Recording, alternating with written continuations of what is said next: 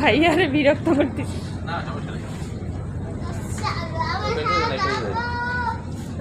ছাদে যাবো একটু, আর রেগুলার করা লাগবে না। এটা কি? এটা সিঁড়ি না? সিঁড়িটা কি?